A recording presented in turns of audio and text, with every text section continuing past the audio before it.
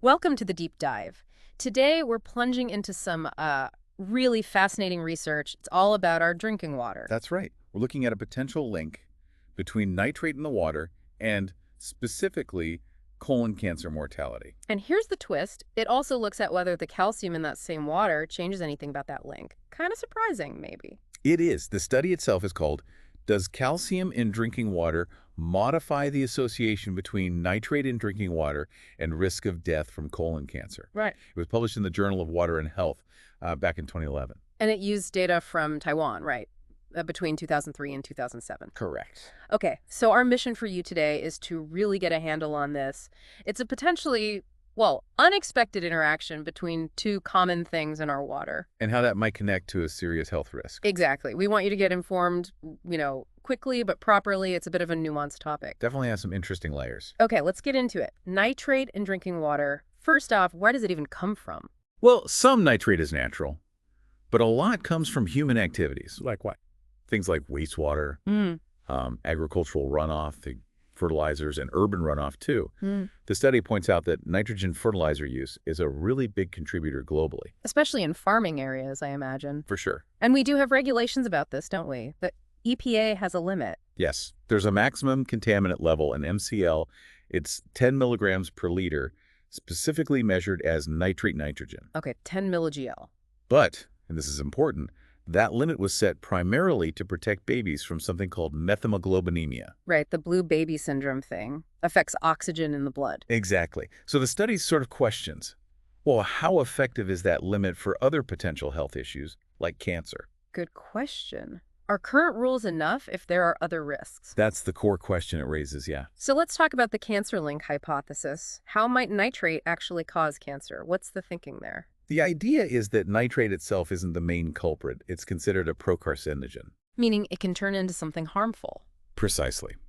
When you ingest nitrate, some of it gets reduced to nitrite, mostly in your saliva. Okay. Then, when that nitrite hits the acidic environment of your stomach, it can react with other things, amines and amides, mostly from food, to form N-nitroso compounds, NOCs. NOCs.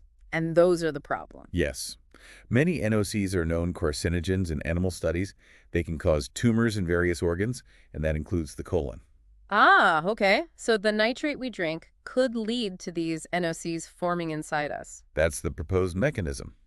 Some earlier research, which the study mentions, did find links between higher nitrate intake from water and higher levels of certain NOC markers in people's urine and feces.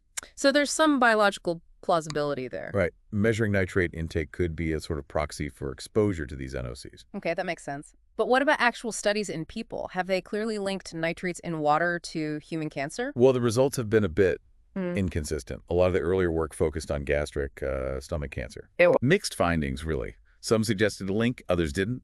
When you look specifically at colon cancer, it's also not entirely clear-cut. So no smoking gun yet from those older studies. Not quite. The study we're focusing on mentions, for example, a big study of women in Iowa. It found a possible increased risk for colon cancer with nitrate in public water supplies. Okay. But the risk didn't neatly increase as nitrate levels went up. It wasn't a straight dose-response relationship. Huh. That's odd. More nitrate didn't always mean more risk. Exactly. And another Iowa study, a case control one, also had mixed results. It did find a link, but mainly in people who ate a lot of meat and didn't get much vitamin C. Interesting. So diet might play a role there. It seems plausible. Hmm. And then a Wisconsin study found no overall link with colorectal cancer, but maybe a link just with cancer in the first part of the colon, the proximal colon. So it's complex, different studies, different results, maybe different factors involved. Exactly. Which brings us nicely to calcium. Right, calcium. We know it's good for bones, but how does it fit into this nitrate cancer picture? Well, there was actually some earlier research back in the 90s suggesting that getting calcium from drinking water might be protective against colon cancer. Really? Just from the water itself? Yeah. And what makes this particular study we're deep diving into so interesting is that it specifically decided to look at the combination. Not just nitrate alone or calcium alone? Correct. It asked, Hmm. does the amount of calcium in a water modify the association between nitrate exposure and the risk of dying from colon cancer? Modify, like change the effect. Exactly. Could calcium potentially lessen any harmful effect from nitrate? Or maybe If calcium is protective, could high calcium levels be hiding a nitrate risk if you don't account for it? I see. So if calcium does have this modifying effect, just looking at nitrate might not give you the full story. That's the idea. Understanding these interactions is really crucial for figuring out the true risks. Okay, so this Taiwan study set out to investigate that interaction. How did they actually do it? What was the method? They used a matched case control study design.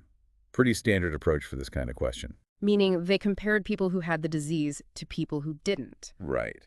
The cases were all the residents in Taiwan, aged 50 to 69, who died specifically from colon cancer between 2003 and 2007. Got it. And the controls. For each case, they found a control person who died from something else in the same year. Importantly, they excluded deaths from other digestive diseases or cancers that might also be linked to nitrate or NOCs, things like stomach, bladder, lung cancer, etc. To avoid confusion with other potential causes. Exactly. And the controls were matched very carefully to the cases based on gender, birth year, and the year they died. That matching sounds key for comparing like with like. It is. It helps control for those basic demographic factors. And how did they figure out the nitrate and calcium levels these people were exposed to? That seems tricky. They used data from the Taiwan Water Supply Corporation, the TWSC. Yeah. This agency monitors water quality across Taiwan. So they had data on nitrate, nitrogen, and calcium levels in the treated drinking water. They linked this data to the individuals based on the municipality, the city, or town where they lived. Ah, so they assumed people living in the same town got the same water. Essentially, yes. Yeah. They used water quality data from the year 1990. 1990. But the deaths were in the 2000s. Right. They made an assumption that the 1990 levels were a reasonable proxy for exposure over the relevant time period leading up to the health outcome. They argued that development in Taiwan was gradual, suggesting water quality within an area might have been relatively stable. Okay, an assumption, but one they justified. Yes. And they had to exclude some areas too, places with multiple water sources where they couldn't pin down who got water from where. Makes sense. So that left them with a clear set of municipalities for analysis. Correct. 252 municipalities in the final analysis. Then they categorized the nitrate exposure into 3 levels, low, medium, high, based on the distribution of the control group. And then crunched the numbers. Yep, using conditional logistic regression. That's a statistical method suited for matched case control studies, allowing them to look at the odds of colon cancer death related to nitrate and, crucially, whether calcium changed those odds. All right, understood the setup. So the big question, what did they find? What were the key results? Well, first, looking just at nitrate, they did find a significant overall trend. Meaning? Meaning, as nitrate levels in the drinking water increased, the risk of dying from colon cancer also tended to increase. Okay, so a general association was there. How strong was it? Comparing the highest nitrate group to the lowest, the adjusted odds ratio was 1.1 sin. So about a 16% increased likelihood. And statistically, this trend was unlikely to be due to chance. 16%, okay. But what about the calcium? Did it interact like they hypothesized? Yes, it did. And this is really the core finding. They found clear evidence of an interaction between nitrate and calcium. How did that play out? It broke down like this. People with the highest nitrate exposure, A and D, low calcium intake from their water. Low calcium being defined as? Below the median level they observed, which was 34.6 milligrams per liter. So high nitrate, low calcium. What happened to their risk? Their risk of colon cancer mortality was significantly higher, about 1.37 times higher compared to the low nitrate, low calcium group. Wow, okay, a 37% increase in likelihood. That seems substantial. It is. But here's the contrast. What about people who also had high nitrate exposure, but their drinking water calcium was above that median level? What was their risk? Their risk was still slightly elevated, an odds ratio of 1.11, so 11% higher, but it was not statistically significant. So the increased risk linked to high nitrate seemed to mainly show up, or was much stronger, when calcium levels were low. Exactly. It strongly suggests that higher calcium levels in drinking water might indeed be modifying, perhaps buffering, the potential risk associated with higher nitrate exposure. That is fascinating. So do they have ideas why calcium might do this? What's the potential mechanism? The researchers propose that calcium might work similarly to known inhibitors of nitrization, like antioxidants. You mean like vitamin C? Precisely. Vitamin C, alpha-tocopherol, those are known to help block the formation of those NOCs in the stomach. So the idea is calcium might be doing something similar, stopping the harmful compounds from forming. That's the leading hypothesis based on this finding. It suggests that if you're not getting much calcium from your water, you might be more vulnerable to NOC formation if your nitrate intake is high. Which could then translate to a higher risk of colon cancer mortality. Exactly. And this has pretty significant implications, doesn't it? Yeah, it suggests we can't just look at nitrate in isolation. Right. When assessing risk, setting standards, thinking about public health, you might need to consider the calcium content too. The overall water composition matters. It certainly makes you think differently about your tap water. Now, like any study, I assume this one had limitations. Did the researchers acknowledge them? Oh, absolutely. They were very upfront about the limitations, which is good science. What were the main ones? Well, first, it's an ecological study design. They're looking at population-level data, average exposures in a town linked to mortality rates in that town, not specific individuals. Right, not tracking individuals' diets and water intake directly. Correct. And they relied on death certificates for the cause of death. They did mention Taiwan has efforts to ensure accuracy, especially for cancer, but it's still a potential source of error. Okay, what else? That assumption about the 1990 water data reflecting historical exposure over decades is, an assumption. Yeah, we talked about that. Their justification was the gradual development. Right. They also discussed potential migration bias, people moving between areas with different water quality. They tried to mitigate this by looking at people whose residence and place of death were the same municipality, and noted Taiwan's population is relatively stable. That helps, I guess. And then there's exposure misclassification. Using town-level data for individual exposure isn't perfect. Oh. Some people in the town might drink bottled water, for instance. Sure, or maybe the water varies slightly within the town. Exactly. But they argue this kind of non-differential misclassification usually makes it harder to find a link, potentially underestimating the true association. Right, so if anything, the real effect might be even stronger. That's the typical thinking. They also lacked individual data on things like dietary nitrate, dietary calcium, physical activity, meat intake, all known factors for colon cancer. But they argued those probably weren't correlated with the water nitrate levels at the town level. Correct. No specific reason to think people who eat more meat happen to live in towns with higher water nitrate, for example. Same for colon cancer screening rates, likely not linked to water quality. Okay, so limitations acknowledged, but they still feel the findings are valuable. I think so. It provides a really important piece of initial evidence for this interaction, even if more individual level studies would be ideal to confirm it.